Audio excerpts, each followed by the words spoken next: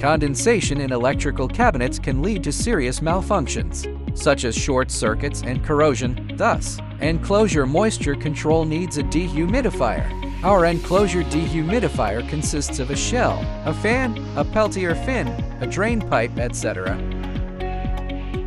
The cabinet dehumidifier draws in humid air, condenses the moisture, and recirculates dry air to prevent condensation. 35 mm DIN rail mounting in electrical enclosures. It is easy to install dehumidifier inside the electrical panels. Mount the dehumidifier vertically using screws or rivets, with the water outlet facing down. Connect the drain hose to the outlet and route it out through the cabinet bottom. Finally, set the humidity activation, deactivation thresholds, etc. Our dehumidifier effectively controls humidity below a set level and integrates with hygrostats, thermostats, or heaters. We can provide multiple types of cabinet dehumidifier to meet different applications.